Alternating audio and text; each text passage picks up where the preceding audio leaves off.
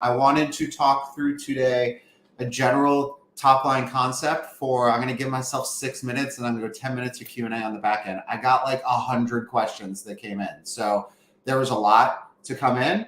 I'm going to start figuring out how to answer these maybe more than just on these shows. So we'll figure it out. Okay. So here's what I want to talk about. I want to talk about how to make things happen a lot faster than we normally do. And we can apply this to a lot, right? You can apply this to getting healthy. You can apply this to, achieving some sort of personal goal that you want, of getting your kids registered for something, or like literally anything, right? And it's this idea that I try to use a lot, and I just thought I would share it with you guys. So it's really about what we perceive as our downtime and the acceptable time blocks and sort of way that we measure time in between actions that happen, right? So yeah, go ahead and start throwing questions in, but I'm going to go through the question list that came through initially a little bit, and then I'll catch some of these, okay? All right, so anyway, so it's about like understanding how we look at time and what sort of our acceptable kind of time breaks are in between things. So let me give an example. So let's say, I'm going to give you a story. Let's say you have one person, another person. This person over here is, let's say they're just emailing back and forth with someone to try to get something done. And let's say that their standard sort of amount of downtime, and the secret here is that downtime is the way that I sort of see how we can literally 10x the speed of how we get stuff done. It's what we perceive as acceptable downtime and how we're using it. It kind of ties into procrastination. Okay. So let's say you have somebody over here, they email out, they're like, hey, I want to get this thing done. And it goes to the person on the other side. And the other person waits, a day, and then they respond back. And then this person, you then wait a day, and then you respond back. And then this person waits a day. And this goes back and forth for a week. Okay. So it takes 10, in order to have 10 emails go back and forth, it takes you 5 days for that to happen. Okay. And in a week, essentially, in 5 days, you are able to get your end solution that you're looking for. Okay.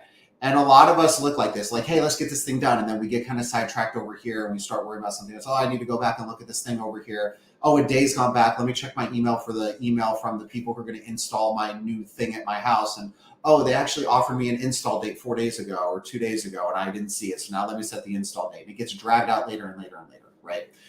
If we focus and prioritize on something, we say, this is something that's important for me to do. I am not going to allow it to be acceptable for me to wait long periods of time in between checking in on it and in between taking the next action on it. What you're going to do is you're going to exponentially decrease the amount of time it takes to get that thing done. So let's say the same example, you have 10 emails that go back and forth, right? So you send one to this person, wait a day, they send it to you, wait a day, you go back and forth. Over 5 days, that's 10 emails that go back and forth between the two of you, okay? Let's say that instead of that, you were able to have that whole communication done with that person in 30 minutes. You sat down and just did the back and forth emails in 30 minutes. You have now achieved in 1/48th of a day, right? Because 24 hours in a day, so divide that by 2. So in 1/48th of a day, you've achieved what took this other person 1 week to achieve. Did you find time somewhere? Did you make up some new way to do stuff? Like, no. But what you did is that you prioritized the acceptability of time segments that you are okay with having in your downtime, right? And that's like such a huge thing. And so people that are watching or listening right now, a lot of us are on a healing journey. We're on a health journey. There's something like that. But there's also other stuff that's going on. Christmas is coming. There's family stuff that we need to get done. I have to get this thing installed in the house. I got to call the plumber to come out. I've been really eyeing this air purifier and it's just kind of sitting here. All of these things that we just sort of throw out there, and then we are like, oh, we'll get to it when we'll get to it. This is making everything take so much longer in our lives than it needs to take. And we only have so much time here, right? We only have so much time. I can't give you more time. There's only so much time in the day, but what we can do is start figuring out how to use our time better. So I want you guys to try to think about this idea of your downtime and think of it in 2 ways. What is now an acceptable amount of downtime, of wait time in between steps in an action? So if you're thinking, I want to get this something and I need to call the plumber to come to the house to look at something, what's the acceptable amount of time that you're willing to wait in each step of the process to get there? you're like, well, I'm willing to call a couple people and then just wait for them to call me back or something. And now there's all this downtime that's in between the schedule actually getting created, for example, right? If you're not willing to allow that time to slip through your fingers, that fragile time to slip through your fingers, then you're going to be able to get this stuff done way faster. And you'll look back in 6 months and it will be so much quicker. So, and one person commented, hey, I thought it was just all about the brain fog and the mold. And listen, that's part of it, right? When you have, a cognition sort of impact from mold, you have brain fog, you have these things, it's harder to stay focused on stuff and to try to make it happen. So if we structure ourselves, then here's kind of the second piece on this, and then I'll stop because I want to get into questions. So the next thing then is, if you have problems focusing because of brain fog, then what we need to do is we need to make it so our brain doesn't have to work as hard to focus on the things. So what is that? How do we do that? If we can actually plan out a day and structure it and say, this hour I'm working on this 15 minutes I'm working on this whatever I'm working on this, then when the day comes and you're looking at it, you're not trying to figure out, what do I do? And then because my brain isn't working 100%, because I know that happens with us as we're dealing with this, then you sit there and you stop. Like, I don't know what to do. It's too much. I'm just going to wait until I feel better. Instead, if you had like a list, you're like, well, no, my brain doesn't have to tell me what to do now. At this time, this is what I'm doing. And then you just go and you just kind of more turn into a robot that's executing a predefined plan. That can also be super helpful too. So that's like a little addition on it. So hopefully you take a little something out of that. But I use this a lot in how I'm thinking about how much I can get done and what I'm deeming as acceptable for downtime in between steps of a process, right? So anyways, that's a quick thing. So I got 10 minutes now that we're going to do Q&As. Like I said, I think I have like 40, 50 of these that came up in front of me. So I'm going to start scrolling through them, answering them as I go. And then I really like that all these are coming in. I want to be able to answer more of these. So I'm going to start trying to figure out how I can get more of this done, not just in this format. Hey, thank you for that, Valerie. I'm glad that this is what you needed to hear today. I appreciate it. Thank you. If anybody else enjoyed that, hearts would be great. I love hearts. That's my currency. Hearts are my currency. Okay. Here we go. Can a tiny bit of mold in the shower affect you? Okay.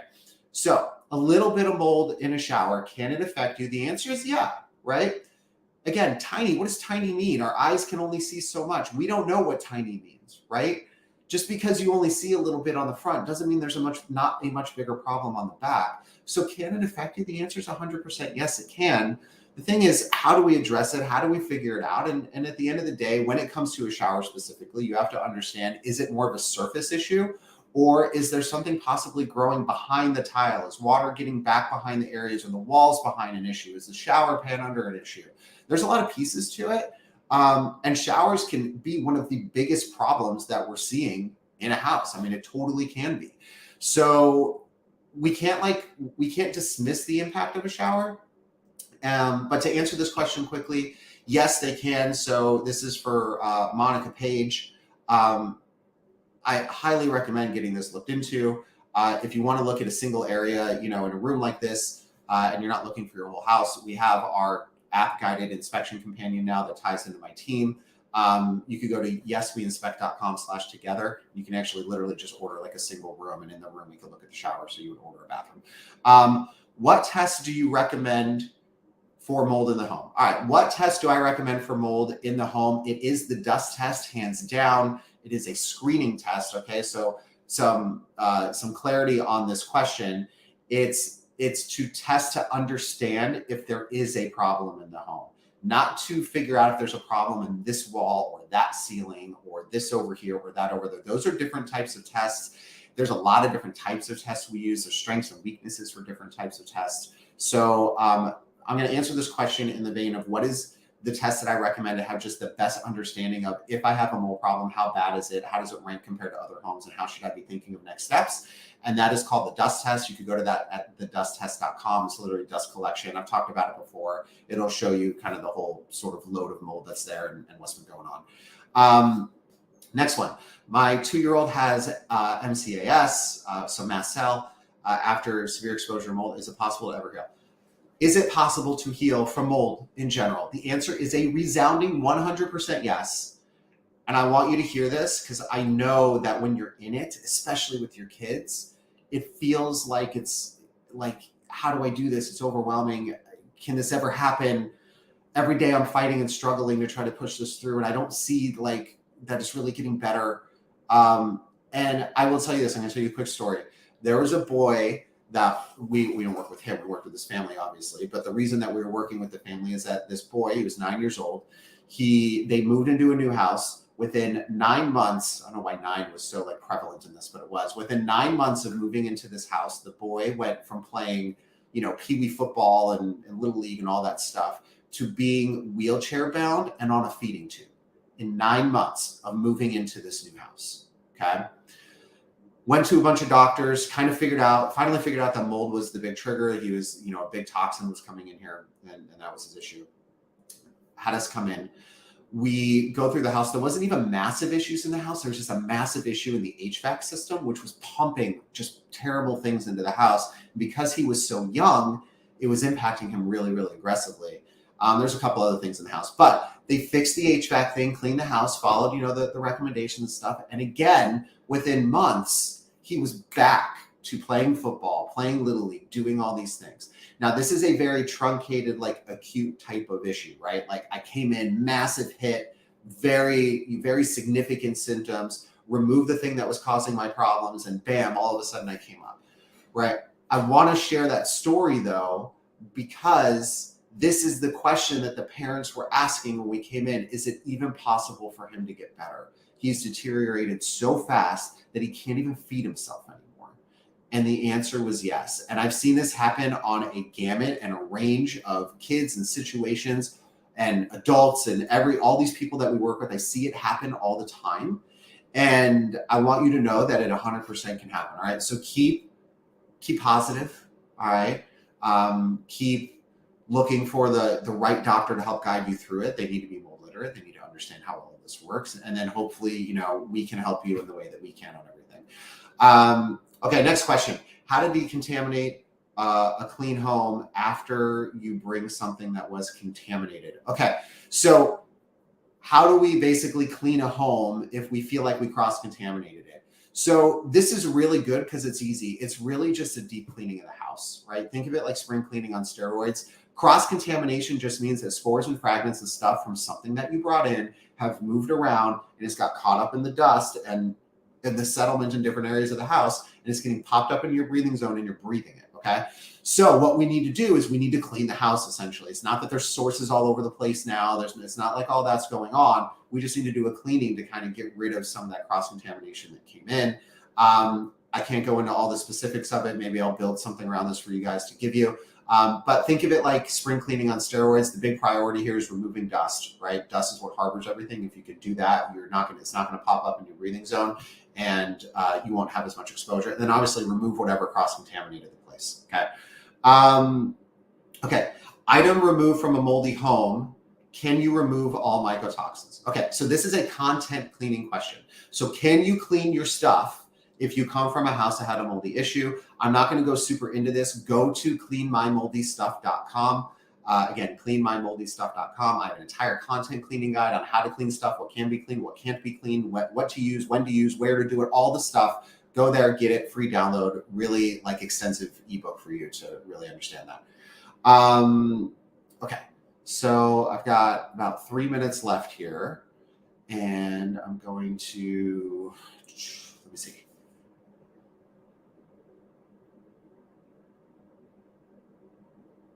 So there's a lot of questions here about like wood and animals and stuff. I'm just going to do one broad stroke here. When an animal pees, when we pee, there's water in it. That is a water source. Okay. So if you have an animal that's peeing all over stuff, then that's a water source. And yes, if it gets in there eventually and it doesn't dry out properly, can it create a water issue or a humidity issue or a mold issue? The answer is yes. I've seen that before. So we just want to make sure like where our animals are eating, like the water that they're splashing from our faces. I've been in homes and like seen like around water bowls and like food plates and stuff like that. And you pull them back and there's mold and stuff all over there because they're constantly splashing water. So if you have animals that are creating moisture from themselves or they're splashing water all over the place, Just make sure that we're cleaning all of that stuff up and you're being, on top of it. Again, you got 24 hours at minimum, right? So if it happens, just get it dried within 24 hours or you're not going to have a mold problem that happens, okay? Okay.